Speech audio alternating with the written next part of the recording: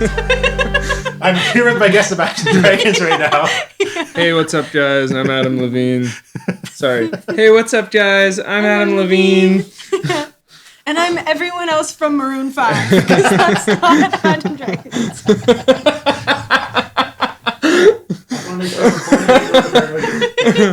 Yeah, That's not the guy. My favorite member from Imagine Dragons is probably Adam Levine.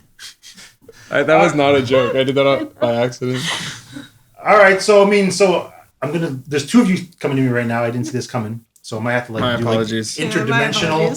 Should I just neglect you this whole time? Yeah, that's normally what happens. Just pretend you're not here. Mm-hmm. I do play bass, so I feel like you've got opinions. no. Well, this is not. I'm not supposed to. It's not necessarily an opinion discussion. But we can get into opinions if you want to. Mm-hmm. So I guess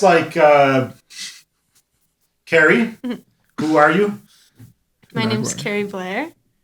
And what do you do exactly?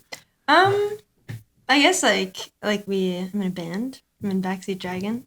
The who are you question I feel like always stumps me because I feel like I don't know where to start or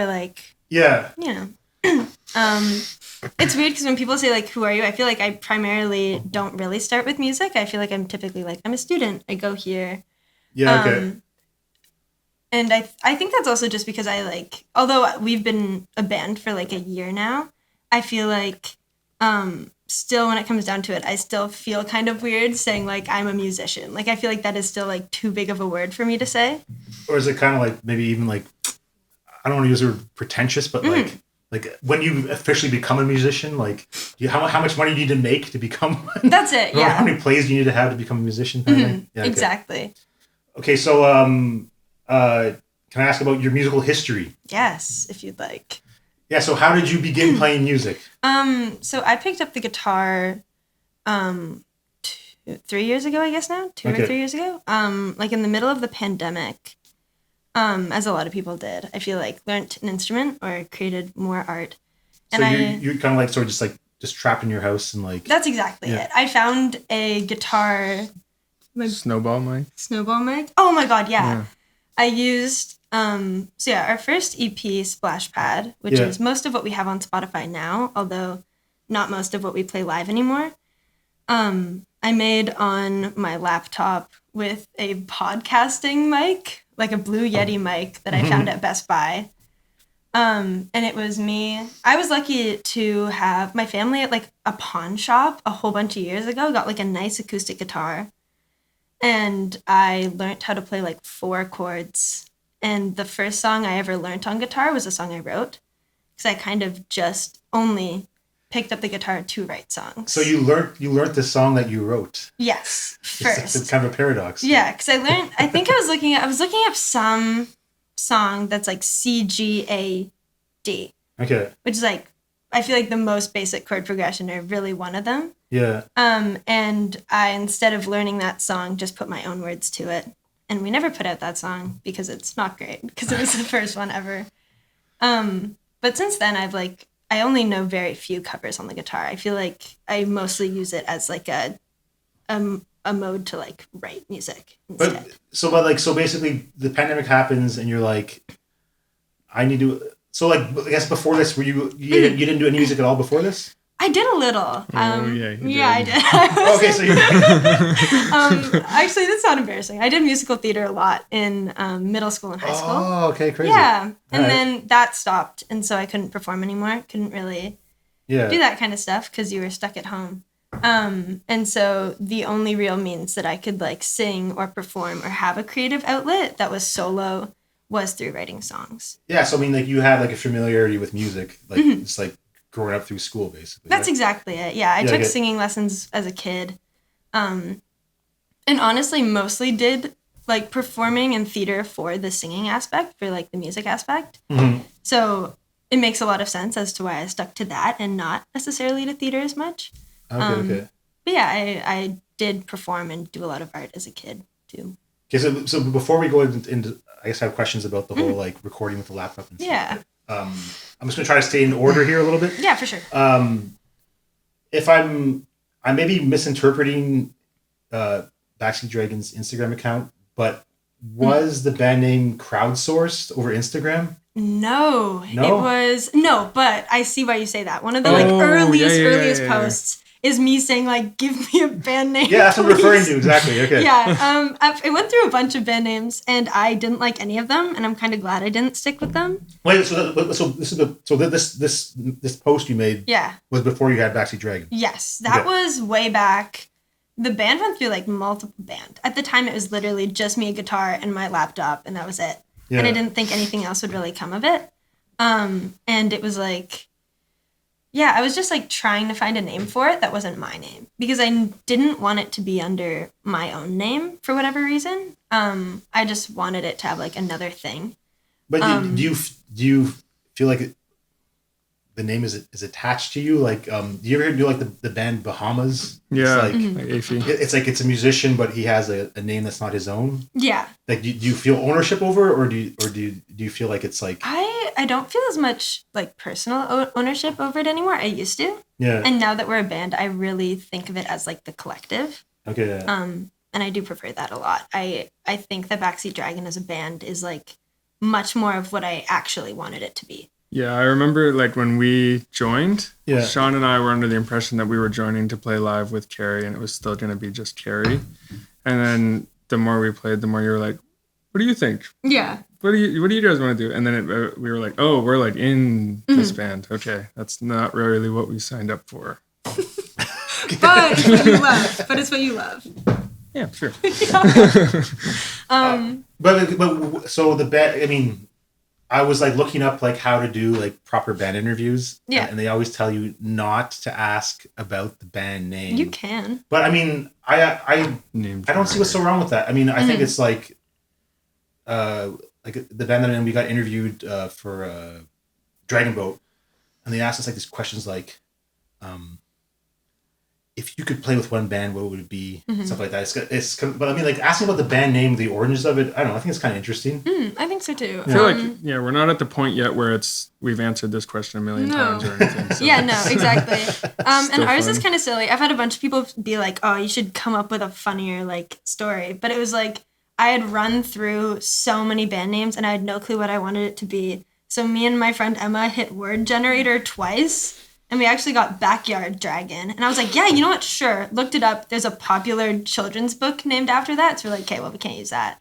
And then we were like, Backseat is close enough. So then it was Backseat Dragon. And then we like submitted the song. I say we. I submitted it. Emma sat next to me, but submitted it that day. I was like, no going back. I guess that's it now. No going back. Seat Dragon. Like, Facts. is it like? Do you feel like there's like band names don't really matter so much? That kind of like it's sort of like this random because you I think I literally have a question here. Where was it? I think I literally used the word random. Was it random? And you sort of used like a random name generator. Yeah, literally, it was, and that was kind of the point. I felt like it fit too. I think the cooler you try and make your band name, the lamer it's going to be the next time you look at it. True. Like if you're like, oh, that's sick. And then you like see it on a poster and you're like, it's kind of corny a little bit. But if it's kind of corny just from the stupid, beginning, if it's just dumb, you're fine. and you're ready to fine. say, no, it's just dumb, then... But Yeah. there's also like some kind of bands that fit a certain genre. Like I'm really bad with genres, but like that, like kind of like heavy, like metal, kind of like death metal kind of stuff. Like they have like these like I'm not going to give it a good example, but it's like a lot of gore and guts. Yeah. It's like it's kind of like a cliched thing to. So I guess like randomness is much more of a safe way to go. I mean, I just feel like we're in a genre of bands called modern baseball, and this town needs bands. And we hit word generator twice, and the first three words were the Rolling Stones. And we're like, no, we can't do that. Just kidding. But, okay. I thought you were serious. Like, holy fuck. Like, look it up. It has been taken yet. Okay, so it was not crowdsourced because I guess the options that you were given were. No, my friends gave me some, but none of them stuck. You should call out the worst Call out options the worst you were ones. given and who sent them. Ben wanted it to be named Sunset on Sprat, but that is my street name and a long name, so I said no. Yeah. Also, I had a pretty Sprat sounds way too much. I was like Sprat. just getting off my lisp at the time, and I already had issues saying my S's. What do you mean you were just kind of off your list? Oh yeah, I had a lisp until I was like, I still have it sometimes when I'm tired. I feel like it sneaks out. But I had a lisp until I was like maybe 16. Did you do like speech therapy? No, I just like... You just got off it? You outgrew it? Yeah, I think so. Like, I never went to speech therapy. I just remember one day my mom was like, wait, say that again? And I was like, I don't know what word I was saying. Probably like... Sarsaparilla. Like sarsaparilla. Like, Sally sells she-shores down by the seashore. But I had like a pretty thick lisp as a kid. And then I just outgrew it. I have a stutter. I still do. But as like I must have been like 14. I was like put in speech therapy. And like they told me to speak words very slowly, like the dog walks down, and I did it for like 2 weeks and I stopped. So I still have a stutter, but yeah. I did speech therapy when I was a little kid, and I mostly what was the issue? Like hard C's, like my name. You were saying soul. I would. So originally I was drawing like "ol," and I would inhale to do all the C noises, and then eventually I was like, that sounds stupid, so I just started trading them out for either T's or D's. So it was like toll or dole. Oh, you're trying to avoid it. Okay. And then I just kept doing that until I got good at it. So I still have it. Like I went to speech therapy for a little bit and then stopped. But was it helpful though, you think? Well, no, because like I'm sure it was a little bit, but I didn't draw for very long. Eventually I just got really good at doing that dole toll thing. So I still do it like that, but it's just not as noticeable. You can only hear it on a few words. Wait, can you say your name right now? Cool. Maybe I'm hearing it right now. Can I hear it? It sounds very sharp. It's sharp. Cool. Okay. So I would never have noticed. But now that I've mentioned it, now for the rest of the interview, it's going to be all over. Cool. Okay, so I'm not sure what direction to go in here because I got two different directions to go in. So I guess maybe we should just talk about like the idea that like you recorded. Oh, maybe I should bring it up now. This is all in order. The first song was it like Steven Turns One? Yeah. And that's the name of a bear that you had? Yes! Okay. Yes. Before I can talk about it. Okay, Ben, we have our own mascot right there. Oh, the cat guy? And the cat's name is Steve. Stop. No, I'm serious. I swear to God. How old is Steve? Steve's more than 2 at this point. Oh my God, so sorry. They're I was like just the same like age. 3. No, probably more than that though. Maybe 5. Oh, you just changed your answer to be older than Steven. But the point is though, 6. what is it about stuffed animals that makes you want to call them Steve-based names? So I don't know. Ours has a bit of a story. I'll go through it pretty quick. But my friend Emma's probably going to be a recurring character because we've spent a lot of time together. Okay. But my friend Emma and I were waiting for the bus, and we were at Bayshore, and we were like, oh, the bus doesn't come for like 35 minutes because classic Ottawa, buses are never on time. And we're like, okay, well, what are we going to do? And we walk inside, and the first thing we see is a Build-A-Bear, and we're like, oh, okay, well, we have to go to Build-A-Bear, I guess.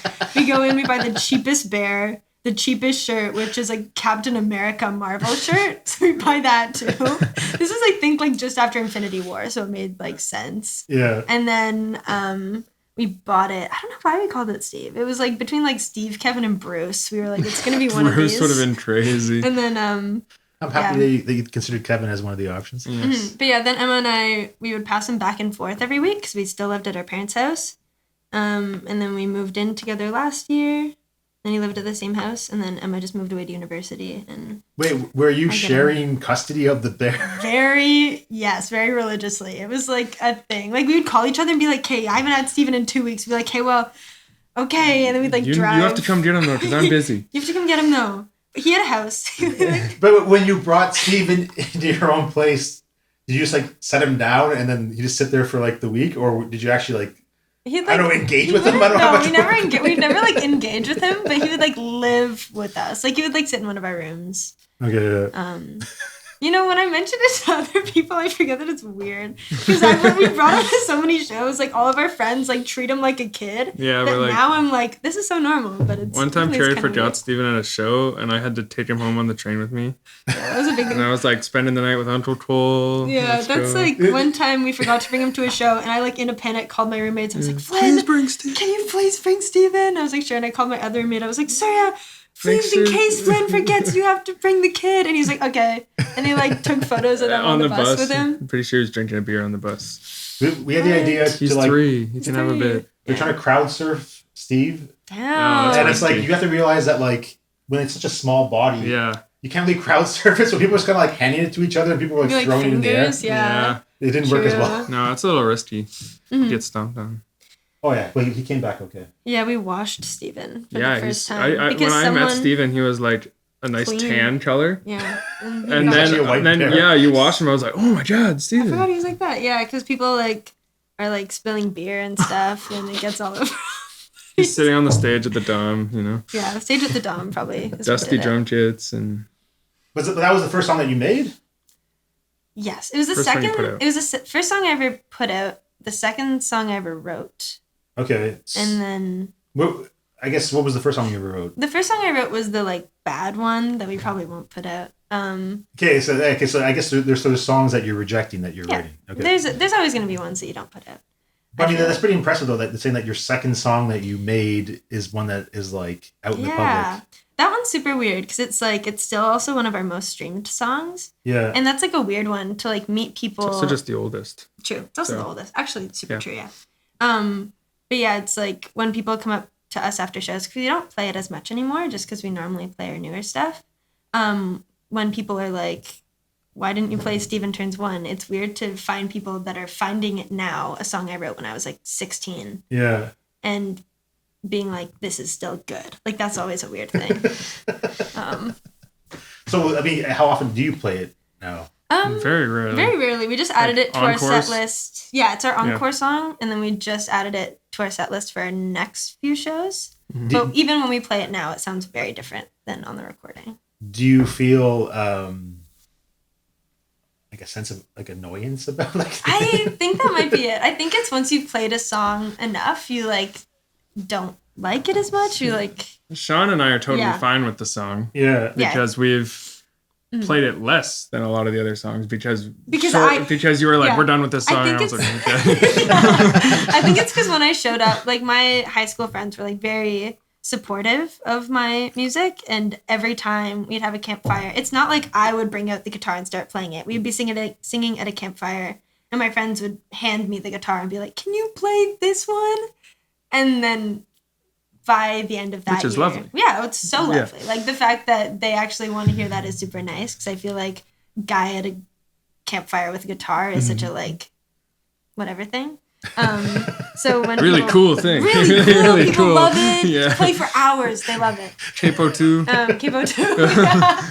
Oh man, I have a friend. Oh god, he like anyway. Campfire. Drop the name. He just dropped the name. I'm not going to speak his name because we're not friends anymore. Oh, anyway. okay, never mind. But he would go on the campfire and like he'd play and he like make eye contact with you to like make sure you're listening. It was like anyway, it got very uncomfortable. So like okay, so these songs were all just with one mic, right? One mic. Was it recorded with one track? Yes, actually. Whoa! No way! I don't know that. They were all. I would sing it into the mic and play it at the same time. Really? Oh God! This is bothering you? Like no, just like unprofessionalism. No, you just had to nail that mix. No, that's it. Right off the bat. That is why it took so. Like that EP took like months to put out, and it was like 6 pretty short, very easy songs to play. And it's because I would do an entire run, have to stop, listen to the entire thing, be like, can I swear? Yeah, go ahead, man. Shit, I fucked up this one part.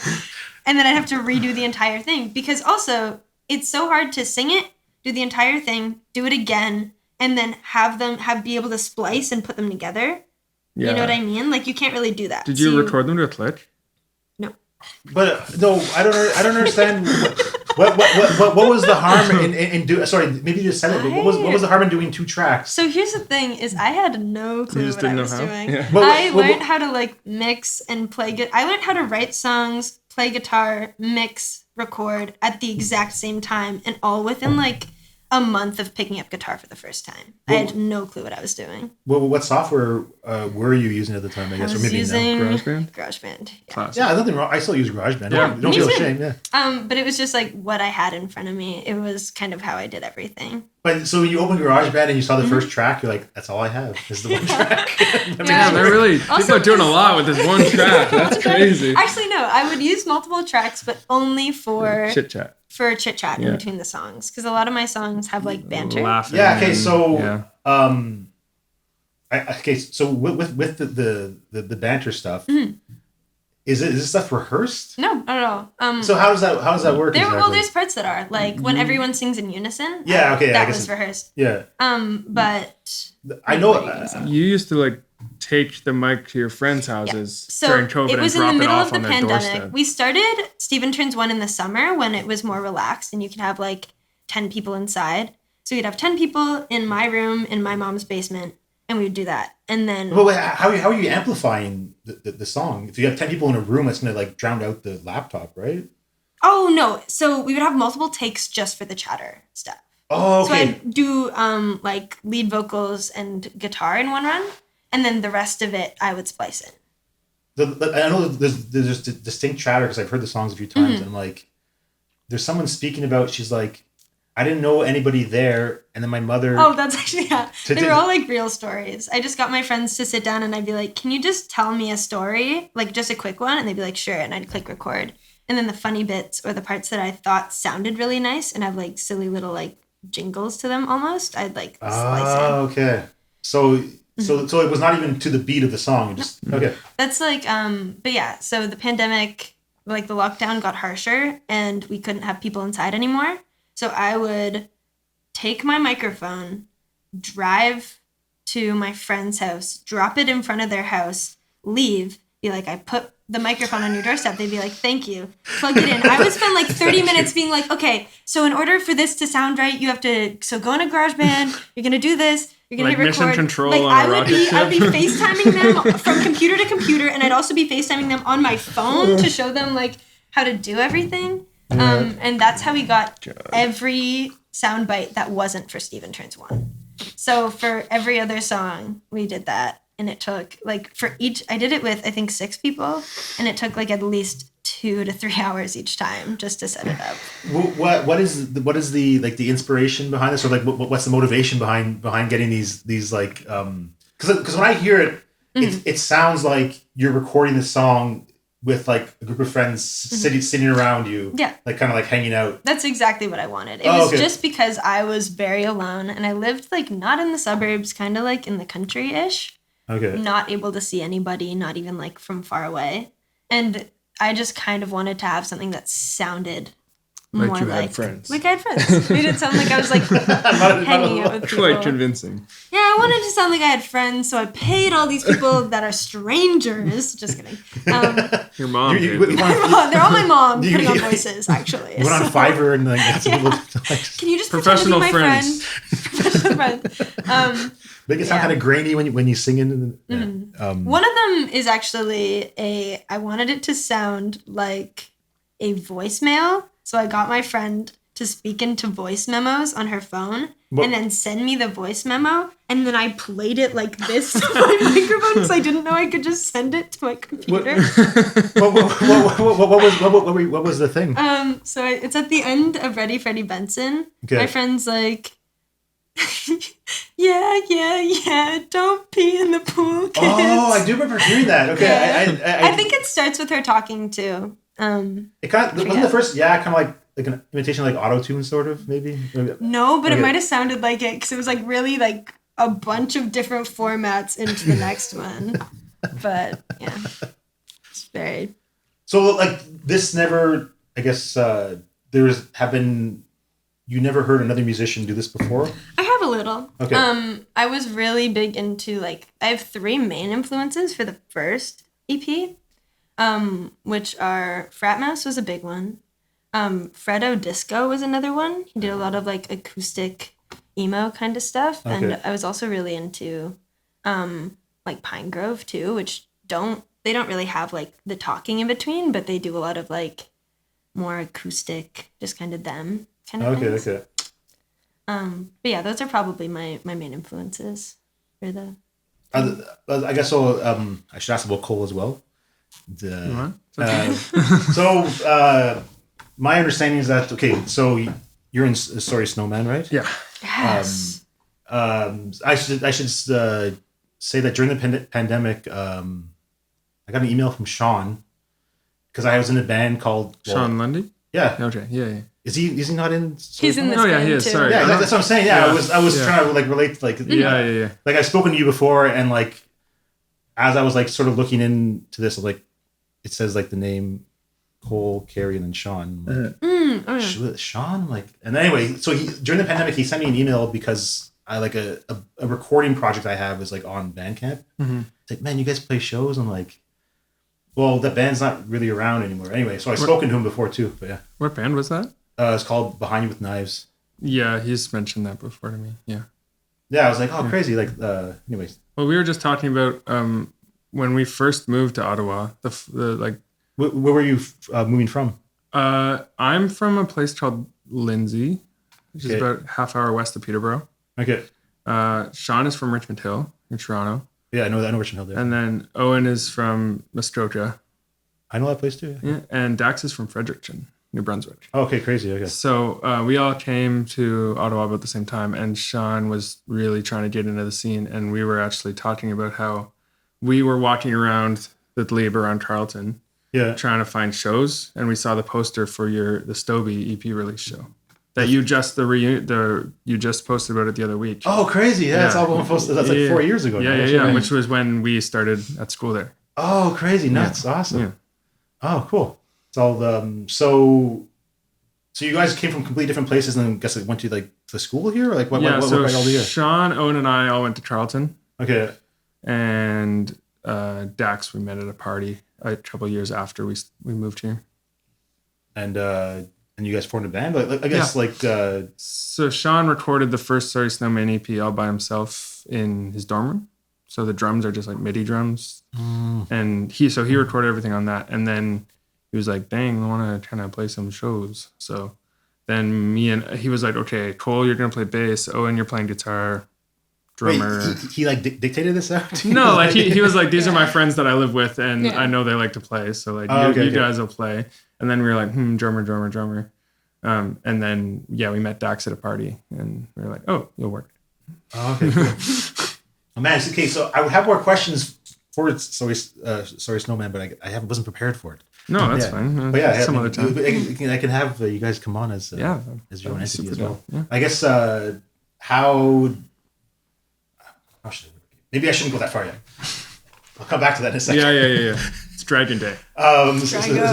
So basically, have you played any shows as like an acoustic singer by yourself? Before meeting them? Yeah, exactly. Yeah. Yes, I had played 2. I played one at Avant Garde with Modeville and Robin Kenny. And Okay, then I know. That was the first Dragon show I saw. Because we were like, "Oh, we've been hanging out with Carrie. We should go see this show." And then I played one in Montreal. Oh, okay. And then that was it. And then we became a band like kind of right after. Like I saw you guys, and then we had our next band practice a week that day, I think.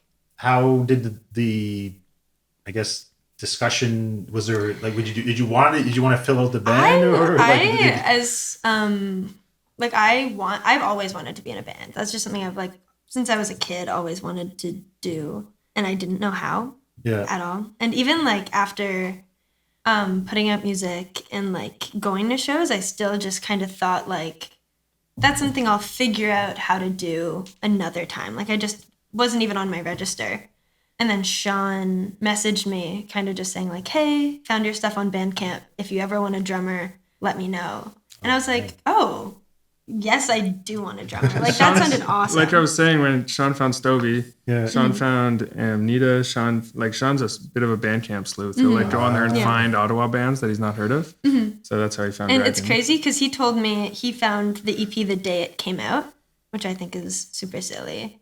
Because I'm like that's one like domino effect thing. So I'm like, if I had just planned the EP to come out like 3 days later, I probably would have never met any of these guys or done any of the things I'm doing. I think there's some kind of notification you can get on Bandcamp because like when I post like shit on Bandcamp, like our bass player Rick, he knows I post it right away. Oh. Like, I don't know how he knows it. Following, I guess. Oh yeah, you can follow. No, but I don't think it's even following. It's like a local like notification. before he even knew it, we were trying to form a band. he works at the I don't use the word work because he's not getting paid, but he volunteers at CKCU. Okay. Cool. As like a host there, and like he was playing like demos that me and Marie's were making. Cute. Like he found them before you must get some kind of notification that Ottawa band posted right now. Yeah. I don't know. That's cool. Yeah. Yeah. Then I was also looking for a bassist, and Cole wanted to do it. Cole But responded to. Wouldn't Sean have said like, I know this guy who plays? Well, Sean, like Was he very protective of it? Sean doesn't want to be anywhere near me. Really? No. No. I lived with Sean at the time. Yeah. I lived with Sean, so Sean was like, Backseat Dragon, check it out. And I was like, that's cool. Yeah. And then so Sean had messaged you being like, if you need a drummer, let me know. And then like 2 weeks later or something, you were like, I want a bass player and a drummer who wants to be in the band. Yeah. And It's then also- Sean was like, me, I already told you that. And then I was like, yeah, I want to play bass too. It's because Sean and we jammed once, like in September Yeah. of last year. And then the next time we wanted to talk, I don't know, we were both busy. And then we went to meet up. And then that was the same week as the convoy. So I couldn't meet up. Oh shit! This is all very recent. These are all very recent stories. Yeah, and then there was either before or after we wanted to meet up another time, and one of my close friends had COVID, and so I was like, oh, I can't go. And then the next time we wanted to meet up, he was in Toronto, and so I was like, this might just be falling through. Yeah. And also I was like a little intimidated because I'm like, I have no clue what I'm doing. Sean's super scary. Sean's super cool and scary and Scary. intimidating. Just kidding. Well, I'm joking. No, we're okay. joking. He's not intimidating at all. I'm not afraid of that guy even a little bit. You can push him around. A little maybe. Anyway, but then I just thought it was easier to be like, okay, well, I feel, and also I kind of didn't even realize at the time that Sean like really actively wanted to be in the band. I was like kind of worried, like, oh, maybe he's just doing this as a favor. I don't know why I thought that, but I did. Because you've done so much for I've him done, in the past. yeah, I guess. But I just at the time I was like, no way, someone like actually wants to be in my band. Yeah, exactly. Like, that wasn't even on my register. I get that attitude. Yeah, I mean, yeah. Especially knowing how like shittily I made all the music before. I was like, no way someone who's like been in bands and like knows how to do what they want to do will want to be in my band. So anyway, I posted like, if anyone wants to be in my band, we got booked a show and I'd like to have a full band for it. Let me know. And then Cole and Sean responded. But okay, so because I think I'm covering things here just because it's on my head. But Craigslist guitar. Is it? First of all, did you buy a guitar from Craigslist? Yes, Kijiji, but I wanted to pander. Pandering to Americans. Can you believe this shit? Kijiji guitar didn't have the same ring, so it went to Craigslist. But is that the guitar that you use for the recordings? It was. Yeah. Well, I used an acoustic, and then I did some sort of thing on the used guitar. I don't even exactly remember what I did. It wasn't your main one though. No, that's another. Okay. That's actually, I think, the only one. There's 2 songs on the EP that I use more than just one track. Yeah. And that was Craigslist guitar. I do like one thing.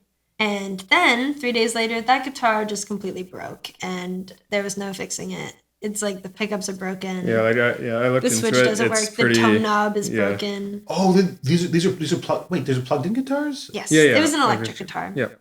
It was? Oh shit. Yeah. Yeah. Okay. It was like it's So like no. very quietly Yeah, in the back. acoustic guitar is all over the EP. Yeah. These are like little overdub things. you put in Exactly, that are yeah. electric. Yeah, there was with that song you're having a discussion with somebody Yeah. and there's an electric guitar being used in that? Wait. Like just a little. It was almost like a bass line. Like it's Yeah, just kind of like. yeah. Okay, so that discussion that happened at the front of that. Yeah. Sorry, but that was Craigslist guitar we're talking Yes, about. Okay. yes.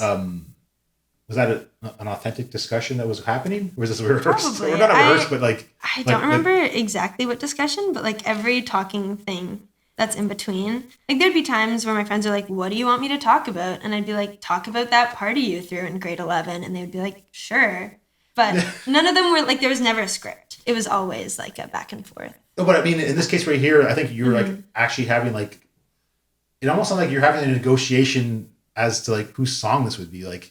So you're playing a song on my... You're playing guitar on my song? It's like, it'd be my song. Yeah, that's Gwen. She was like, she was talking and I was like, just talk about anything. And she's like, I don't even remember what she said, but yeah, she was like, this is gonna be my song. You're gonna sing on my song. Oh, I thought you were saying that to her. No, Okay. that was her. You meant the But I power think- trip? Yeah. This is my song. You're I was gonna like, do you all can the say work. anything. She's like, well, I'm gonna say anything on my song. I don't know.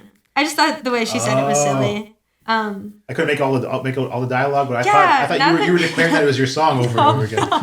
This is my song. She's like, I agree. This is your song. That was me. Okay. Oh God, no. I totally forgot that people might think that that's like me talking in these. Yeah, no, that's not. No, it didn't come off as arrogant through my ears. It came off as like confusing that you're both having a discussion about whose song it was. Like, wasn't it pretty obvious whose song? Oh yeah, this she's is? like, you're gonna sing on my song. Yeah. Yeah, she was just being silly. She was just goofing. Okay, cool. Yeah. Is there a time of the day or a certain mood you need to be in to write a song? Yes, sort of. I used to, my format was like a little, no, that's not unhealthy, but I would sit down, it was during the pandemic, so I had like literally nothing else to do. It was during like a big lockdown. And I would drive so I grew up in Manotick, like Manotick, Greeley-ish, kind of. I know Manotick, yeah. Yeah, out in the middle of. Stisville-ish?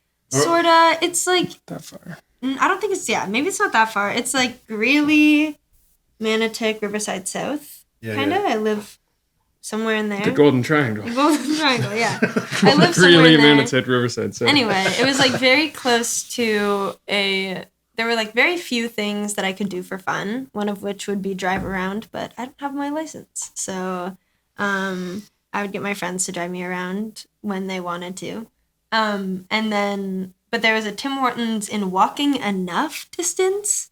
So sometimes I'd go to that, get an iced coffee right before Tim Hortons closed, sit down in my basement, drink the whole thing, and then just like, my process is like I play a very basic chord progression and then kind of just like say whatever words came to mind. So you find that like coffee is a good stimulant? Like Definitely, yeah. I concur. you concur as well, yeah. Mm-hmm. But like I cannot have coffee. I'm neurotic, I guess. But yeah, That's fair. But yeah, so it's helpful to have coffee. Yeah. Yeah, I'd say so. Another thing that really helped, I played a lot of guitar and I played a lot of just very basic chords. Like during the pandemic, I developed like a tic disorder kind of thing. Just from like, we don't really know where it stemmed from. Does that mean like kind of like a twitch or something? Like, Exactly. okay. Yeah. Like it might come up now that I'm like talking about it because that happens sometimes. Yeah. But it's just like, one thing that I realized is if I was focusing on anything that wasn't just being in my room, it would stop. Well, not stop, but like if I'm playing guitar or singing, it would stop. I guess it's like your brain is focusing on like a singular thing. And That's then, it. Yeah, okay. Yeah, and it's like, so yeah, I found when I was doing stuff like playing guitar, it would stop. And so I just learned very basic, very easy chord progressions because that's what I would do to stop myself from ticking because it was very constant at the time. So are you trying to say that if you're playing something that was like a complicated thing that they would allow the ticking to happen? No, not at all. Okay. I just was not skilled enough to do it. Okay. Like the only thing I could do on guitar was what I knew. So I would just play that exact same thing over and over again. And that's how I wrote almost every song on that EP. Sorry. It was just like the same chord progression on different capos because that's what I knew how to do. And then in that spare time, I would just throw words on it. But okay, the idea is that was there a certain part of the day that you would do that, or does it even matter? Not really. Like I found myself most of the time doing it. Sorry, at night. Just because that was the time that you were kind of like had nothing else to do and you were like, Nothing you else were to awake. do, and I noticed a lot of my tic flare-ups would happen at night. Just in general. So you're saying that you're using the guitar as a coping mechanism to That's stop it? exactly. Okay, sorry, exactly. maybe it went over my head. No Okay. worries. No, Okay. yeah, but that was exactly it. It was like didn't really know how to knit, couldn't really draw. What else can I do to like stop myself from ticking so much? And that was genuinely just like playing the guitar that I found in my parents' basement. But do you fear that if you stop playing guitar, let's say for example you go skiing and you break your arm, Yeah. do you fear that the tics are going to come back? I don't think so. I've like Okay. found different coping mechanisms. Yeah, I've noticed they're not nearly as common as they were. When Now we it first is started just hanging out. genuinely like Yeah. when I'm tired, I feel like they come out, or when I'm stressed, or when I'm thinking, like I'm shocked they haven't come through yet. But yeah, I'm like, it was something that like I had to get over, especially at the time. They were really bad. But yeah, guitar started as a coping mechanism to stop it. And then it's just like something I've really loved since. Okay. When you write a song, do you start with lyrics, vocal melody, guitar? How do you start it? I start with guitar. Yeah, okay. Just kind of like a chord progression. I don't really do much else than that. I'm trying to learn how to spice it up in other ways. But normally I just, like, especially now, I write a very basic chord progression. Throw some words. Like, I'll typically have an idea of where I want it to go. But almost every song I write is, if not an exact story, just kind of like something of how I'm feeling at the time. Yeah, okay. Even just like through like different characters, I guess, or through a different lens. And then, sorry. No, sorry, I didn't mean to interrupt you. Oh, no worries. I was going to say like you're. Do you? I asked this to Sandy as well. It's like, do you ever use like writing music as like a way to like process emotions or like yeah, some of those lines? Yeah, definitely sometimes. Definitely sometimes. All the time, occasionally, every couple times. But yeah, it's like always, most of the time. Yeah, I find I just like I have a chord progression and an idea of where I want it to go, and if the chord progression sounds enough like how I'm feeling, I feel like I can connect the two. And then do you like hum a melody, or do you like write it? I feel like one thing I'm really good at is finding vocal melodies. That's like one thing that I feel like I've got a good act for. I was also musical theater. I was also tying back. Also, I'm sorry. I keep looking right down the barrel of the camera. I did not do that. I just keep doing it. I was considering like trying to disguise the cameras to make you feel less self-conscious. You're good. I keep staring at that bug guy.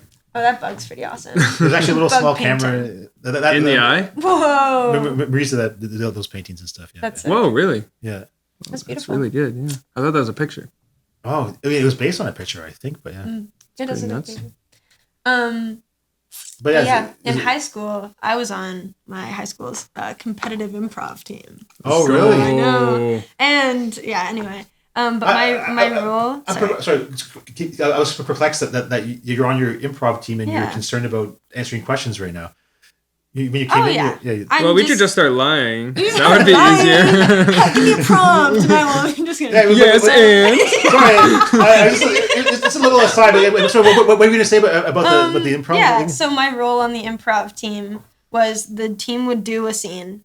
Yeah. So this was our theme event, and our theme event was, I forget what it's called, but it was, or style, I don't know, it was an event. Okay. In improv, and the team would do a scene. So you get 4 minutes. The first 3 minutes would be the team doing a scene. I would be off to the side with my guitar. They would say their scene is done. I would go on stage and then sing a song about what they just did. Yep. Didn't know that. And that's... Is it like an intermission or something? I don't get it. No, that was just like our type of event. So you have to come up with your own style event kind of thing. And that was our style, was a show music event. That's crazy. And that was how I... But you are revealing that you had a musical background before this. Like, all I did was sing, but now, like, no, I used to improvise songs on the spot based on material I was given 30 seconds ago. But yeah, that was I was my character's name was Space Cowboy, and the only thing was that I play guitar and wears cowboy hat, and that was and we came second Canada-wide, so... Well, you compete against all of Canada? Yeah. Well, not directly, in like different first, tournaments. You're last. Yeah, if you ain't first, you're last. You know what they say. But yeah, that's like, I guess how I got good at writing songs fast, or at least like coming up with vocal melodies fast. Throughout like this, like I guess the first song that, now I'm going to say this is the first song you wrote, but you were writing a bunch of them. I guess so, but I wouldn't think about them. Like, I'd write a song about, like... they're, like, gone as soon as you're done. I'd be like, Terry the bodybuilder, like, went to the garden, or whatever. Or whatever the scene was, but I don't count that as a song. But when you... I feel like I'm missing it. I might have passed by a question, but do you have songs that, like, in between... After your first song, then Steven Turns One. Yeah. Are there songs that you've written that you've completely like dismissed and like like screw this? Like, they hope they're gonna be good and they didn't turn out well. Yeah, the one that I wrote, you were like, No. Anything Cole has written is like fucking bullshit. No, not at all. But yeah, it was. I have a lot of like I wrote Steven. Well, I wrote one song, and then I wrote Steven Turns One, and all my friends. Well, my friend Gwen actually said, I keep name dropping, but she was like, if you don't, because I sent her a video of me. Okay, so the first song I ever wrote, I sent to my friend Gwen because I mentioned her in it. Yeah. Just like a quick name drop. And I sent her a video of me singing it, and she's like, if you don't post this on YouTube, I'm going to. Yeah. And I was like, okay. So I posted it on YouTube, and a few of my friends saw it, and they were like, you should put this on Spotify. And then I never did, because that song is bad. That song is not good. And then I wrote a song with like the same chords that I liked better, which is Steven Turns One. And then I put that on Spotify, and a bunch of people at my high school really liked it, which was cool, because like, bunch of people I didn't know that I knew sort of, but weren't friends with, so I knew that they weren't just being nice. Said that they liked it. This is fascinating because like, when I was in high school, there was no YouTube yet, right? So it was like, that's fucking crazy. So like you can post it on YouTube, and like people in high school, it can spread around. Yeah, that's it. Yeah, and it just kind of stayed there for a bit. I wrote one song, which is Pigeons Work for the Bourgeoisie, which is, I think it's just because it's in the same strain as Steven Turns One. I've heard it so many times, and my friends have asked me to play it so many times that we've never played it live. I was gonna say I don't know how to play that song. Yeah, we've never. Yeah. I think we tried once in a rehearsal, and then you were like, "Fuck this." No. Yeah, I think we did. Yeah. But yeah, and then I wrote one, two. There's like 3 splash pad rejects that I just never got to, but I think they were all kind of just intermixed when I was writing. Is it gonna be like a deluxe version one day that's released? I don't think so. I don't think that there will ever be a time where I'm like, I can't write a better song than this. There's this one song that I sent to Sean once, and he said it sounded Pine Grove-y. There's one that was about my friend Ben going to college. There's one that's like about walking on the sidewalk, but your shoe gets all muddy. Is that one? Shit sucks. Very relatable. Yeah, that shit sucks. Very March of you. Yeah, very March. True. Yeah, I feel like typically I write songs, and if I don't like them, I just scrap the words and start over. Oh, okay. And I'll just keep the same like structure until I find a song I like. Yeah, I do that too. Yeah. Is there Cole, I feel like I'm neglecting here because I haven't formed this around you. You're like a tag team kind of support. I'm gonna take a cookie. I was literally about to whisper in your ear, "Do you want to split a cookie?" But if I might have you go for it. So that's really cool about these songs. Something that I really admire about them. So good. Is like they're very kind of like to the point. There's not a lot of like filler. Did you say flour? I was gonna say like flowery. Oh, flour! I thought it meant like flour, like cookies flour, that kind of. But anyway, but like none of that either. Gluten-free songs. Gluten-free songs. It's a very gluten-free. That's the name of the podcast. Backseat Dragon, the gluten-free songs. Backseat Dragon's good. Yeah. But yeah, is that like because I kind of I have a bit of resentment towards songs that go on for very long periods of time and aren't telling me anything new.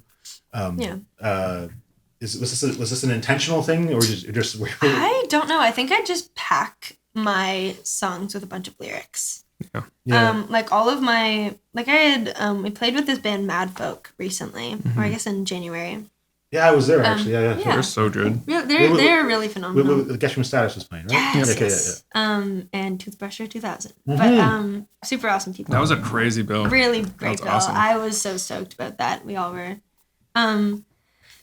But yeah, I have a lot of things to say, I find, and I want to get them all out, and I don't really want to chop out any of them. But anyway, what Mad Folk was saying, I had a few of them come up to me afterwards and say, like, not a lot of your lyrics rhyme, but all the words sound good together. And I find that's how I prioritize it. I didn't even realize they didn't rhyme. I thought they did. Yeah, like you're an overachiever with some good friends, so you'd think I'd have a god complex, but I'm the least confident person I've ever met. None of that really rhymes.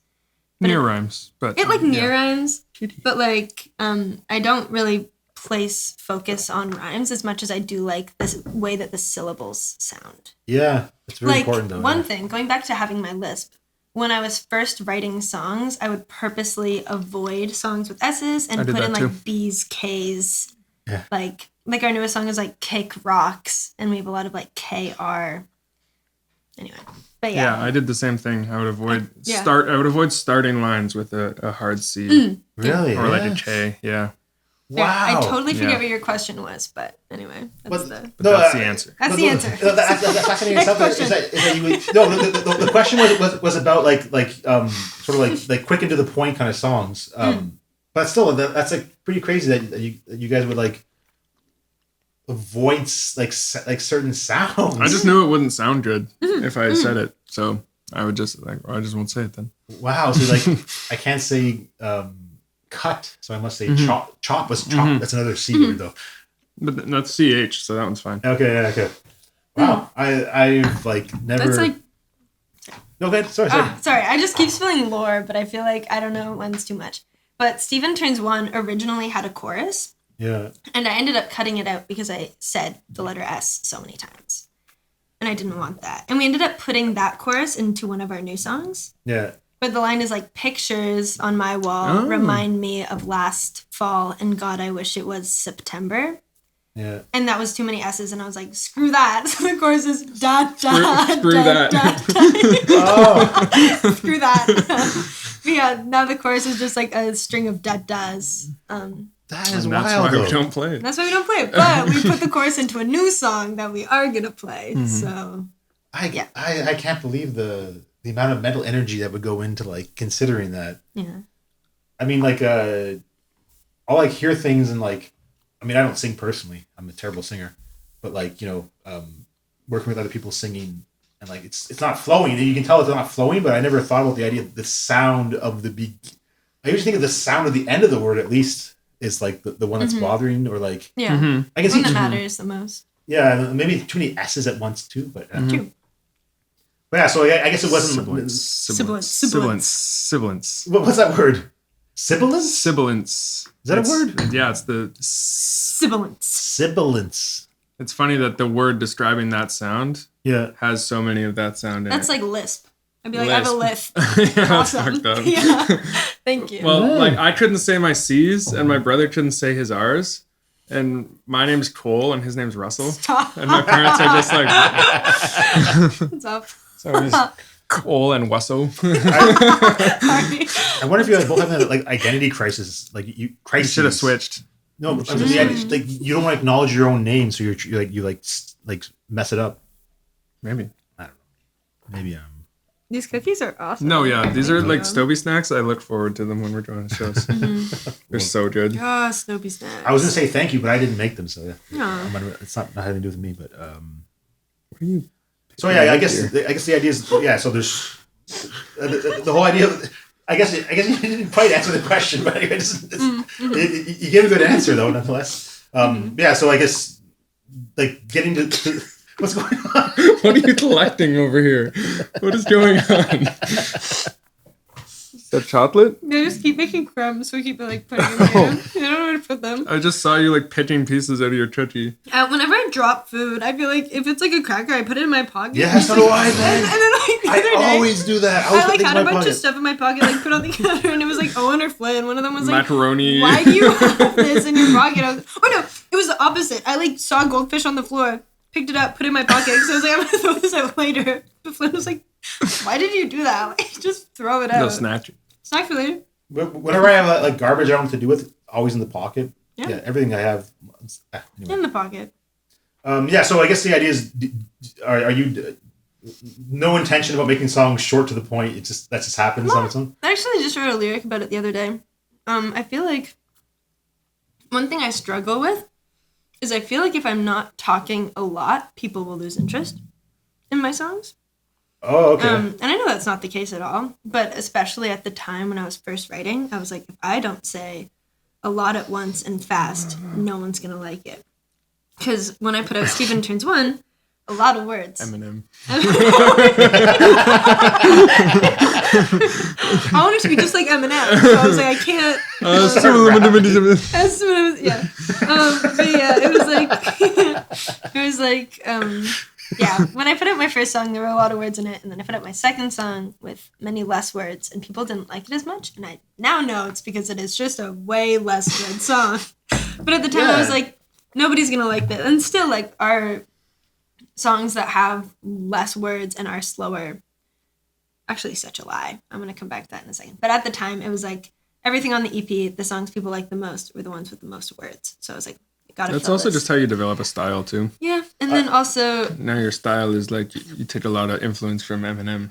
Yeah, and now I'm Eminem. So now you just roll Eminem, with the flow, Busta Rhymes. No, but I honestly did not make Twista. I never made the observation that there was a lot of words in the songs. I never picked up on that because I mean I can definitely hear all the words that you're saying. It wasn't like Busta Rhymes style, but but yeah, I mean I wasn't thinking about it, so maybe you're onto something here. I'm glad you could hear the words because they were tracked horribly. So I'm glad you could make them out. Well, like I've seen your not lyric sheets, but do you have the lyrics on Bandcamp? I've seen them somewhere, but yeah, there's like the amount of lines in like a 2-minute song. Oh, is it really? Yeah, crazy. Yeah, like compared to. A cat. Yes. Who is it? Giselle? It's the turtley one. I got two of them. It's probably Giselle. She's the one on the wall too. Yeah, that's her. That's oh, you are sweet. But yeah, especially Steven Turns One. There's like not Steven Turns One. Sorry. Like Craigslist Guitar has a whole bunch of words in it. So does I think not Ready Freddy. Tom Bergeron Fan Club has like 1 trillion words in there. Okay, so that song right there, since you're bringing it up, so I did a small amount of research in this. Yes. And you're gonna mention what I want you to. And I believe so. I don't know if it was a written interview or what it was, but it was with freaking Neighborhood Noise. Yeah. That was yes. Yeah. So they mentioned that you talked about this, but I was just going to talk about it as well. Mm-hmm. Maybe you'll spend the rest of your life discussing this man. So what is so appealing about this man? Here's how it started off. Me and my friend Emma, reoccurring character. Yeah. We were bored in quarantine again, and we made like a spam account, but for just us, like an Instagram account where just us ran it. And we were like... For what reason? Sorry. Just for fun. We just like wanted to post photos, but only for each other to see. It's like having a group chat with like 2 people. Wait, are you like following it on another account? Yes. And you're posting on it and you both can see. Okay, gotcha. Yeah, that's it. Okay. But anyway, it was like... we only followed Tom Bergeron. So the entire stream, it was literally just a stream for us to only follow Tom Bergeron. And every time he posted, we'd comment like, yes, Tom, we love this, Tom. Thank you, King. And then, anyway, one day he responded to our comment with like, hey, or something. Thanks for all the support. Thanks for all the support, something like that. Were you tagging him in them? No, well, sometimes. No, when you were he replied to one of your comments. Yeah, that's it. And we were like, our joke was like, we run the Tom Bergeron fan club. And I was like, what do I name this song? And Emma was like, name it Tom Bergeron Fan Club. And I was like, yes, did that. And I was like, shoot, like this is he's probably real gonna care. guy. He's probably gonna care a lot that we named this song. Because I knew he wouldn't care. But then like the day I was putting it out, I was like, he's a real guy. Like he probably doesn't want some kid singing a song that is not about him at all and having this named. I was like, okay. And so I was talking to my friend. We were gonna name it Front Seat Dinosaur was gonna be the song name. And I was like, okay, I'm gonna DM Tom Bergeron from this account. Yeah. If he responds saying I'm allowed to put it under this name, sure, I'll name it that. And like 3 hours later, he was like, yeah, sure, send me the demo. Whoa. And I was like, whoa. So I was like, okay, awesome. Sent it to him. And he was like, oh, thanks. This sounds like my friend. But he was like, send it to my personal email. And I was like, whoa, okay. You his personal email now? Personal email. It said sent from iPad. So we all know that too. iPad, baby. But yeah, it was like, he was like, send it to this. And I was like, sure. And then I was like, hey, can I screenshot this email that you sent me just because I think it's cool and put it on my account? And he goes, sure. Can you block out my email? I don't want other people to see it. And I was like, awesome. So I'm in the know. I'm in the of people that can see your email. Which is funny because if you blocked out the email, there's no way of proving it was Tom Bergeron. You could have just gotten an email from anybody. Yeah, I guess so. I didn't think about that.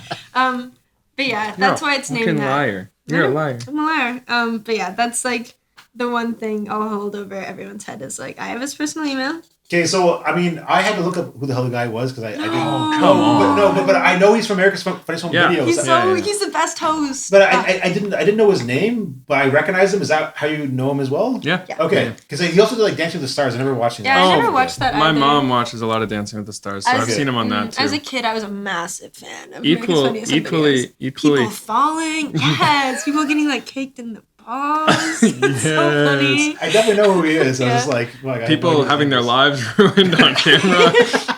Babies saying like the F word by accident. Was that on camera? Was that on America's Funniest Home Like Videos? sometimes. Like, Yeah, I Just like like babies America's being Funniest Home Videos was like a gateway drug for me.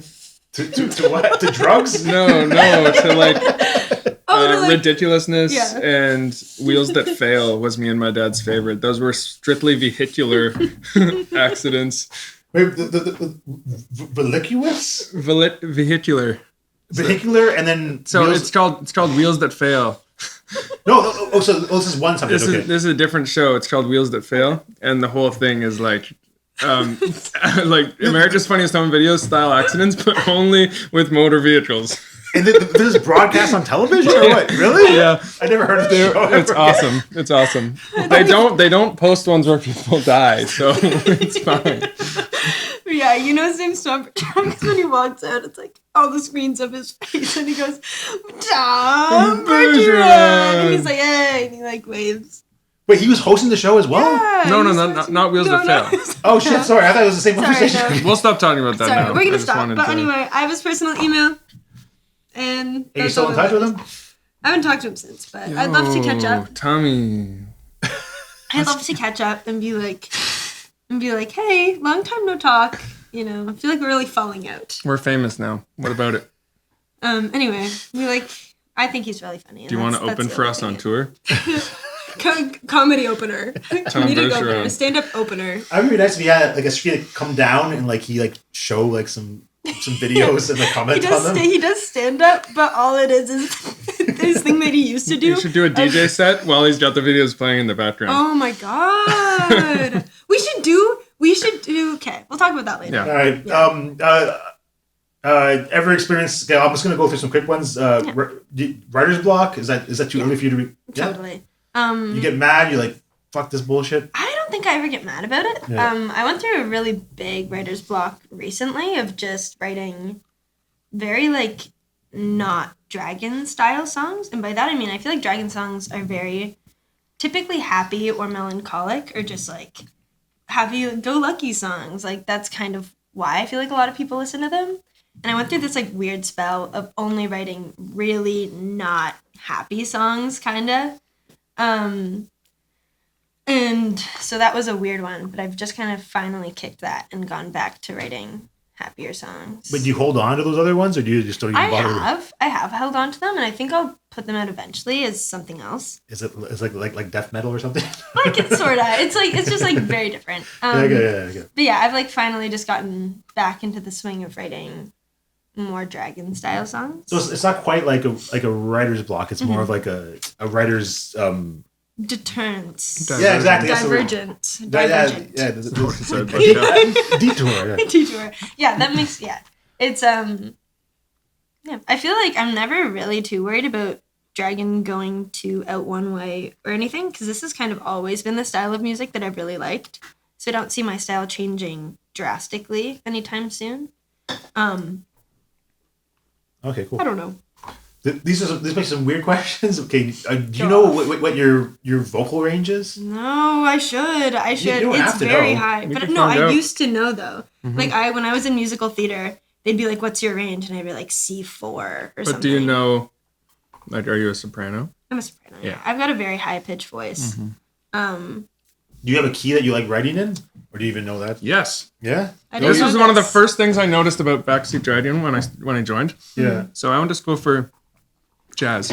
Oh, you did jazz, yeah. Yeah. Yes. And horn players like saxophonists, trumpets, stuff like that, clarinets, Yeah. love playing in flat keys. They love like B Oh. flat, E flat, A flat. Crazy. Guitar players love like G, C, D, E Yeah, that makes sense. Yeah. because it's all the open chords. And Carrie plays those chords too, but you always have a capo around 2 or 3. So the first thing I noticed, I'm like, all these songs are in like B flat and E flat and stuff, which are really weird keys to play in. But I was like, oh, this is like weird because this is like this. I'm in this position and it feels like my muscle memory is telling me to like walk a jazz blues or something, you know, like just like being in that mode, like in that key. It was very, So lots of flat keys, like B flat, E flat and stuff. Wouldn't that mean that you would bring in some of like these wind instruments and horn instruments into the music because they're like, no potential for that? Anyway, you could, I guess. I feel like we're getting yuckier. We're getting yuckier more than more refined. Yeah, I feel like when Dragon first started as a band, we could have thrown some like trumpet in there, some horn stuff. But I feel like, we are getting yuckier. We're definitely getting like... What do you mean by yuckier? We're trying to be the yuckiest three-piece. We're pretty yucky. We're just kind of like... But describe that in terms of music. That's like loud and scrappy. And loud and scrappy, and like our newest song. Like well put together, but not like super clean. Our newest song, I like purposely, this was bad, don't do this, but I like purposely didn't warm up my voice at all because I wanted it to sound like scratchy and kind of... What song was this? Kick Rocks. Okay, no, I haven't heard it then. Okay. No, it's not out yet. Yeah. Oh, okay. But like, we're starting to play Steven Turns One again, but it's like fucked up. Like I've got like a fuzz on and I'm like strumming chords. Yeah, like I don't necessarily want my guitar to sound very clean. I want it to sound kind of like gross. We've been like in tune and sounding good and playing well, but just like... Yeah. Like my new favorite thing to do at house shows is like turn a fuzz pedal on and launch my bass into the audience. And go you launch your bass in the audience? Yeah. And we get hurt? So what's... No, I don't throw it. I just give like it to them. But one time Cole did this and no one took the bass and you were like, no, take it. And then you put it up there and people were like, no, take it back. And you were like, no. And you like just sent it. But like it's just like kind of being yucky. Yeah, it's kind of just like, oh, those guys like polite dirtbags. Yeah, that's it. Are you ever concerned that someone's just going to unplug the bass and just like run away with it through the back door? No, house show. Like I don't do it at like shows where they're strangers, but like house shows where we know either we know everyone or they are close with someone else we know. Yeah, and also I feel like we've never run into any like mean, like everyone that we play with is super nice, which is awesome. Yeah, I mean, also like my bass specifically is very like if you stole it and tried to sell it, people would be like, "That's not Cole's bass." I know who owns that. Also, like, you're on Kijiji. All the time for guitars, I'd see it so you'd be the first person. Yeah. No, but it's just like there's been enough things done to it that it's like super recognizable. So I'm not too concerned about people stealing it because we'd be able to find it again. So like the I probably kind of touch upon this a little bit, but like when you and Sean like kind of come into the band, was like were you like reinterpreting the songs or like how was it like kind of like getting it to be you put a smile on your face? So Sean and I took a bit of creative liberties with in the sense that there was a couple Dragon songs that were like Sean and I were like almost in the comp. Every time we'd play them, we would get crazier and crazier, and we're like trying to see who can like do the craziest shit in a Dragon song. So like so specifically Tom Bergeron is like the chorus of when we play it live. Sean and I are like making like it's bordering on obnoxious amounts of like fuckery. It's awesome. It's like it's like we're like we're in a competition to see who can be like take like more obnoxious. Yeah. Okay, but by obnoxious, what do you mean? Like I'm just doing like bass fills that I would never do if I was like. It's just like not tasteful. It's just like it's like way too many notes. Like it's like hair metal or something. Like, yeah, almost like just so much bullshit that is unnecessary and like, but it's just fun and like because you didn't really tell us to do anything. You guys showed up and you're like, "What do we do?" And I was like, "Well, I'll just play," and you guys just do because I had no clue what I was doing. Negative, like in the negatives of knowing what I was doing. So you're in the negatives, like you're even. I did not know. You're open to suggestions. I was very open to suggestions. I was like, whatever they do is probably going to be good, and it is. When we found out we were in the band, I started being more. I was like, oh, this reflects on me now. So I was being more careful about. Like I've started to pay more attention to what I want to be playing, and like I don't want to just be like. All the time because that's annoying. Yeah. But before we were in the band and Carrie was like, "Do whatever you want," Sean and I were like, "Okay." So I was just like, it was my excuse to just like rips so hard for no reason, and like it doesn't even sound good. It's just like so much. Well, it's also like we've talked about this, but because we're a 3-piece and we have no real want for a lead guitar player, you also just kind of double as the lead guitar player. Yes, but I do it, I think, in a better way now than I did when we started. I understand how you double as a lead guitar player. So I basically like spend a lot of time splitting my parts in two. So I will have a bass note underneath, and then I'll be playing on the higher strings at the same time. Oh, okay, you're kind of like... Yeah, so like in Gubby, I'll be I am like hammering out a B flat, and then I'm playing on the G string. I'm playing like a melody up top. Okay. And I'm just like switching back and forth, and like I use capos sometimes so that I can get like in Sudoku, our new song, I have a capo on the first fret, so I can get F, and then I play 2 higher notes, and then I play the G at the 10th fret and 2 higher notes, and so it's kind of like I have higher parts happening while there's still bass happening, crazy. And I have like a freeze pedal, so I can get like low bass drones and play higher, or play a high note and freeze it and play a bass line or something. He rocks. Oh, so like but a freeze pedal is like you hold one note and then you can switch over to something else? So yeah, the freeze will just, whatever note you're playing when you hit the pedal, it will just hold whatever audio. Oh, nice. You have. Okay. So I can hit a low F or something and leave it, and it'll do that, and I can play up here, and it'll just drone that low bass note. Okay. Or what I often do more often is I'll play a high note, so it's like a high drone. Yeah, and then I'm like playing bass underneath it.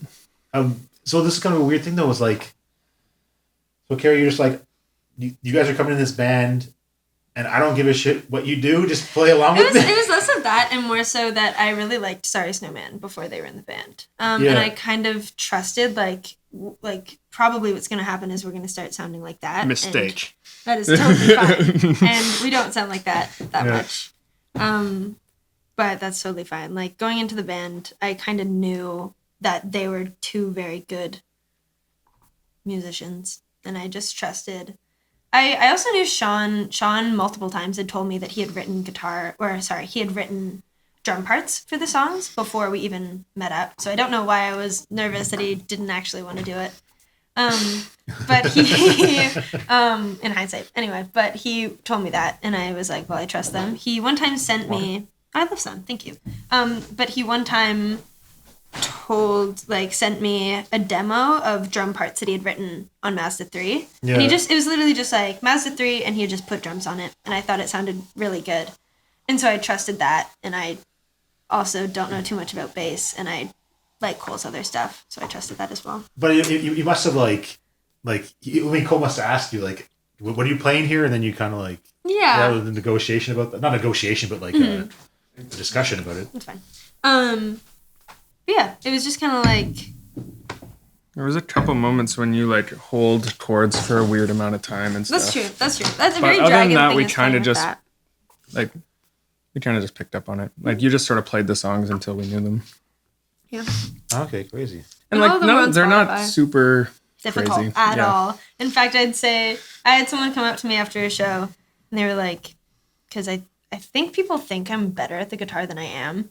And so they came up to me after the show and they go, that was so good. I just love how like you purposely write super easy guitar parts so that Cole can really shine. I really like that. And I was like, yeah, that's so nice of you. That's so nice of you to let me have that. But he was like really easy, and I was like, yeah, you know what? I did that on purpose. You're right. Yeah, I just want him to have his moment. I want Cole to have his moment. You know, he doesn't get his moment. He's like a full-time bass player, so it's really rough out here. Yeah, anyway. I want to outshine him in it. Yeah. I was going to throw random questions here. Please. Okay, so I think everything I've heard from you is a single voice track? Yeah, pretty much. There's like a few harmonies thrown in there. But harmonies. But how do you feel about the idea of doubling your voice? Oh, yeah. Like switch. That's true. I never thought about that. Yeah, we don't really do that. But it sounds great as it is. But like, does Robbie do that? I don't know. We started recording. We go and record with a guy and then just like Robbie. leave, and he does whatever he wants. Yeah. So I don't know if the new stuff is doubled or not. So I heard like 2 songs that have drums on them right now. Yes, Mazda 3 and Gubby. Yeah. But there's you don't know if there's doubling on that, I guess. I don't think there is now that you mention it. But I might be wrong. It didn't sound like it, but I mean, sometimes there's studio I'd be down tricks for it. I've made a few demos just myself in my room. And now that I understand how to mix better, I like do doubles or triples on my vocals. And I like the way it sounds. Triples is best. Triples? Doubles is good, but triples is safe. Really? Are you being serious? No, I'm just. Okay. I was laughing because of dumb, it's no, a dumb lot. reference. Oh, okay. I should not get. That's okay. I'll tell you later. Okay, cool. But yeah, it's like I've played with it and I like the way it sounds. I didn't know how at the time. That's interesting because that's. Oh wait, taxes. I do double my voice. Yeah. Oh, you do, yeah. On the OG one? On the no. The OG one. So there's taxes and taxes demo. Those are two songs that I put there's out. like an EP. Taxes an demo. EP. There's like the better recording and the lower. Yes, recording. the lower recording was a voice There's a memo shit one. on my iPhone 6. That I iPhone did. 6. That's on the you list. True it on is. the You list. make this one mic recording sound so nice. Thank you. I try really hard, and by that I mean that was the 35 take. takes. That was the take. I found that song. So I wrote the song when I was 16. Yeah. That was a song that I think I wrote in between Steven Turns 1 and the EP. Okay. And I just wrote it once, sang Are you it. Are you Maybe talking I'm about lying. taxes? Yes. Pretty sure you wrote that when you were 17. Well, you make reference Then to I your age, did. but Then I did. now I wrote it now at I'm one 18. point. Now I'm 17. Yeah. Oh, yeah. Now I'm 18. Now I'm yes, bought this you're apartment when right, I'm 17. I Yeah. wasn't sure if that was accurate or But not. yeah, I don't the know. line the line at the time was "I'll be 18, celebrate my birthday in my apartment Oh. that I bought at 17." No, so I was 16, and then So you hadn't bought the Hadn't bought apartment the yet when apartment you yet. wrote that song. I wasn't even 17 yet, and then I thought found you were that I'm song. learning. I'm learning things. And then I found that song when I was 18 in the apartment that I moved into when I was 17. Yeah. And I was like, this is weird. Everything in that song had come true pretty much, except for the fact that I'm still friends with my high school friends. So, yeah. Can Sure. I ask you an emotional question? Yes. All right. Oh man. So because we talk about taxes here. Are you afraid of change? Are you afraid of like losing? Are you afraid of losing touch with your friends? I think everyone is. Well, I mean, everyone is, but don't make me cry right now. But that was a massive fear at the time because I really loved my high school friends, and I was terrified of that change because I went from high school into a gap year that I wasn't really too keen on taking necessarily. Like I really wanted to be in school, but for like a whole bunch of reasons, I needed to take a gap year. I mean, you're in a gap year within high school or after high school? After high school. Okay. So I wrote this song when I was still in high school. Yeah. Terrified of my gap year because although I was moving, or at least hoping to move in with my best friend Emma, I had literally no clue what I was doing at all. And it just scared me a lot. And I was terrified, like, once they move away, will I see them again? Will I make friends in my gap year? Because I didn't know anything. I knew nothing of what I was doing going into it. And you were kind of like thinking about the idea, like I can't remember the exact words, but you're asking your parents if they still know the friends they knew in high school. Yeah, and they didn't, which is, yeah, I feel like pretty typical, which is too bad. Yeah. But it's like a weird thing to hear, like, because your parents, or at least like, I don't know what everyone's parents are like. Mine aren't friends with their high school friends anymore. They're like hardly in touch with a lot of people that they met prior to their adulthood, which is like a shame. And it's really hard to hear when you really love the people that you're around right now. And it's hard to imagine not being around them. There's a small hope. I don't know if you're gonna like the answer to this, but so my parents have been retired for a bit now, and they're starting to hang out with their old high school friends. Yeah. But I mean, there is that, but I guess the idea is that when you like start having families and You get caught up. Also, it sounds sad when you put it like that, but the reason your parents don't hang out with their high school friends anymore is probably because they have other friends that they hang out with. Yeah. So it's not That's like it. they don't have friends. It's just like they No. grew apart from some people and That's met it. some other And ones. people grow, and what can you do? Yeah, there's just like there's a sense of like, yeah, I guess worry. I mean, like there was a video that you had. It was like at a playground. Oh my god, yes. Mazda 3. That yeah. one's with Emma and Liv. But Okay, yes. So I mean, I was sort of reminded of the idea that like when I was like ending like high school, I'd be like hanging out in playgrounds and shit, and it's like there's sort of like a desire to be like a child again almost. Yeah, in a that's way. it. Yeah, it was that. That was a fun one to make. Yeah. We made that for a school project, Oh, cool. actually. So handed that in, got like a 90. Nice. Slay. Winning. then put it out too. What were the criticisms? They didn't get 100%. I don't remember. But Song I remember sucks. Song sounds like it was Song recorded. blows. Yeah, song sounds like it was recorded in one take. Video would have got you and 100, but the song It blows. sounds so. like it was recorded on one track. Yeah. On a podcast microphone. So, but The yeah. irony is that these are vocal microphones. Are they actually? Yeah. Awesome. They're Velcro microphones?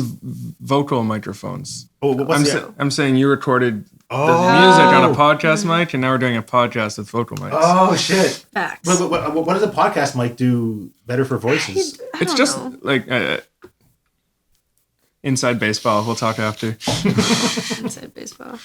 I must use the mics I have to record drums and No, stuff. yeah, it'll work. Works perfectly. In fact, probably better. But So that was the most emotional song. I mean, not song, Yeah. that question I had to ask. About the bear already. bear. Wait. I guess we'll try to wrap this up now. I guess I don't know. This is kind of like cliche questions, but like, are you afraid to be on stage? No. Not at all. I grew Not up anymore. too Yeah. much in theater and on stage. I think once you do improv, you have no more shame. Like once you've like pretended, what's like the craziest thing you've done? Actually, maybe I won't go there. But there's like I've like Car rally. stop. Like I one time on stage, I think I was like someone's I don't know, but I went to an arts high school, Canterbury. in Oh, it was at Ottawa. Canterbury. Okay. Yeah. And I had like such an array of like characters that I I think I could go on stage and sing, and even if I mess up, I've done something more embarrassing before probably. Okay, crazy. Yeah. I used to be not super shy, but I was very much just like, I'm gonna stand here and play the song and get the fuck out of here. Yeah. Like I was cool, like I was chill, but I was not like, I wasn't comfortable moving around. Yeah, I can see that. Yeah, totally. And then I went on a bigger tour a bit ago with Sean actually and some other friends of ours. And then Playing in Sorry Snowman? Or what? no, it was another band we were in Okay. for just like a tiny bit. But bigger shows in cities that I will probably not be again in a long time or perhaps ever. And if I do go back, people aren't going to be like, oh, you're that guy from the From other that thing. one band, yeah. Yeah, so we just started getting a little goofy with it. And we were like, doesn't matter. As long as we play the parts correctly, do whatever you want. As long as you're not hurting anybody. Yeah. And now it's just like, I love getting goofy with it. I love It's too getting fun. goofy with it. It's too fun. I love being yucky. Yeah. You keep going back to this term, yucky. Yeah. We are yucky. I think the yuckiest thing I've ever done. Just in like performance wise. Before we went on stage. Oh, this was You with the show with Stovey. ripped the shit out of your hand Oh last week. my! What did Yes, you do? we played a house show. And The same one where I Oh, did okay. the bass. Yeah. So here's the thing. All of my, like I've said, very easy chords, very easy strumming patterns. This one of our songs is just downstroke. Sudoku is just downstroke, downstroke, downstroke, and downstroke. Kick Rocks. Kick rocks. Almost all of them actually. I don't know any of these songs actually. They're all new. They're They're all not on out our yet. new album. But there will be a soonest. Okay, we'll come back to that afterwards. yeah. But yeah, we're on song 2 of like a 9-song set, and I rip. Sorry. Content Trigger warning, trigger trigger warning. warning, I yeah. will be talking about my bleeding hand for the next like 45 seconds. I do this, boom, and it takes the skin off my finger. Ooh. And we're on song 2. I don't even like really notice yet, but I'm playing and I feel my strings are wet. And I'm like, ew, is there beer on my guitar? And I look down, I do this, and my hand is covered in blood. I'm like, shoot. So we finished the song. And so I don't know why I'm taking these off, but I'm like, More I visual. show someone, I'm like, oh, I think I'm bleeding. And I look up and I am. And someone's handing me a paper towel. I'm like, thanks. So I choke my finger and I put it down and I go back to playing. And it's just getting worse. Like, it is like... Because you're like, when you do and this, also- you're shoving the blood into your fingers. Yeah. It is It's like way ricocheting. better. There's like a line of blood from up and down splatter. So I go back in between every song. I like go back and I choke my finger. It got so bloody that I took off my sweater and was choking it in between It's your songs. sweater. Anyway, my guitar is like bloody now, and I had to get new strings because they were Because they were so caked in blood. caked. Like my pickups are like Sorry. It would be Anyway, great if it was like all over your face when you like sing like. Next After skeleton was we- like mopping Cherry's blood off the floor in the morning. anyway, we're yucky. Oh, I mean that's a good kind of yucky though. Yeah, I think so. That's the thing. Hardcore yuck. I think yucky is good because it's like being a shithead, except for you're not hurting anybody. Yeah, a douchebag with good intent. What did I say? No, Polite not good douchebag? intentions, but like Dirtbag, sorry. Yeah, dirtbag. Dirtbag with Good intentions. polite dirtbag. What were you gonna say about the Christmas show? Oh yeah, at the Christmas show, literally right before I went on stage, I went to change into a shirt at Saw, and the bathroom in the back of Saw has automatic taps, like most taps, and I put my shirt in there as I was getting changed. It got drenched in sink water, and I put it on. I was like, I don't have enough time, so I like went on stage in like this wet shirt. And I was like, Cole and Sean just like put my head in the toilet backstage. Anyway, we're Backseat Dragon, and just started playing. I had a situation once where like I got sick at work and I went to the bathroom and I puked in the sink, but the sink was the automatic like faucet. So I'm like going trying to wash it down. Like took like a few minutes to get it down, but yeah. Okay, so you've made new recordings. Yeah. Like 6 of them, Robbie. 8 of them, 7 of them actually. Where were they recorded? Recorded by 2 of them at Pebble Studios. Yes. Pebble Studios. Yep. Yeah, and It's in like Nepean. Okay. 4 of them in Corey Bergeron, I believe, is the operator. maybe. Yeah, but Robbie recorded them. Robbie Vigneault? I think Robbie Vigneault. Airfield.32 on Instagram. Yeah. Anyway, he did a great job from the ones we've heard so far. We're waiting back on the next 2 of them. Yeah, 2 of them were done at Pebble Studios. Yeah. And then the rest were done at his house studio. Is there like I guess like a tentative release date? We have our Early next summer? single coming out on April 7th, if all goes to plan. I have no idea when I'm gonna actually have this posted, but maybe it'll be before April 7th. I'm hoping. but yeah. Crazy. If not, totally fine. If not, Hope you drop like a the comment. song. Let me know Hope what you like the think. song. Please like and subscribe. Anyway, sorry.